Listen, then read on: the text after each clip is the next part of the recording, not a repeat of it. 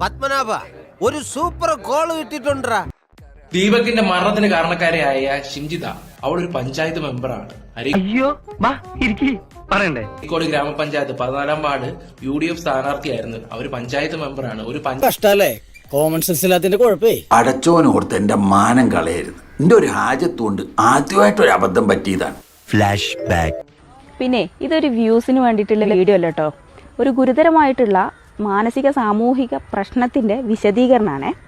കുത്തിക്കഴപ്പെന്ന് പറയണത് സ്മാർട്ട്നെസ് നല്ലതാണ്, പക്ഷേ ഓവർ സ്മാർട്ട് ആവരുത്. ഒരാള് മനഃപൂർവ്വം എന്റെ ശരീരത്തിൽ സ്പർശിക്കുന്ന ഒരു വീഡിയോ. എന്റെ പിന്നിൽ നിന്ന് കുറെ നേരമായി. എവിടെ പിടിച്ച കുട്ടികളെ ചന്തിക്ക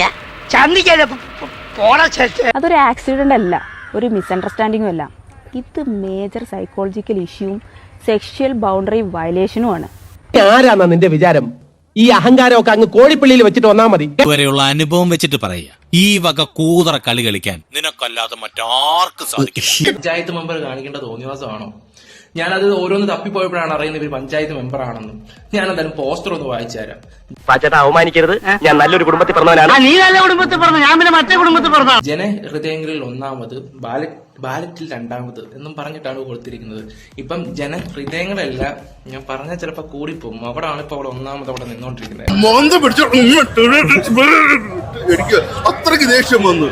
എന്ത് വെറുപ്പീരായിരുന്നു. അതുപോലെ തന്നെ ഇനി അടുത്ത വട്ടം ഇവിടെ പഞ്ചായത്തിലില്ല, ആ പുത്തരം കണ്ടെത്തി പോലും ഇവിടെ അടുപ്പിച്ചേക്കരുത്. അതെന്തായാലും അവിടുത്തെ ജനങ്ങൾ അറിഞ്ഞു കൊടുക്കുമെന്ന് തന്നെയാണ് എന്റെ മനസ്സ് പറയുന്നത്. എത്ര ഇടി വെട്ടണു അതിലൊരെണ്ണം. ചുമ്മാതല്ല ഇയാളെങ്ങനെ ആയിപ്പോയത്. അതിപ്പോ ഏത് പാർട്ടി നിന്നാലും എങ്ങനെ നിന്നാലും ഇവിടെ തോപ്പിച്ച് ഇപ്പൊ പറ്റുവാണെങ്കിൽ ഇവിടെ പഞ്ചായത്തിന്റെ രാജിവെച്ചിട്ട് വീണ്ടും ഫ്രീ ഇലക്ഷൻ ഉണ്ടാക്കാൻ നോക്കുക.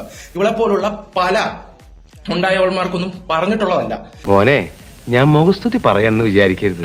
നീ ഒന്ന് ഈ ജന്മത്ത് നന്നാവില്ല കേട്ടോ. എങ്ങനെയാണ് ജനങ്ങളെ സേവിക്കുന്നത്? ഒരുക്കി കെട്ടി റീച്ചും കോപ്പാന്നും പറഞ്ഞ ജീവിതം കളഞ്ഞ് ഇവിടെയൊക്കെ മുടിയാനുണ്ടായ സാധനങ്ങളൊക്കെയാണ്. ഇവിടെ പോലുള്ളവർക്കൊന്നും സപ്പോർട്ട് പോലും ചെയ്യരുത്.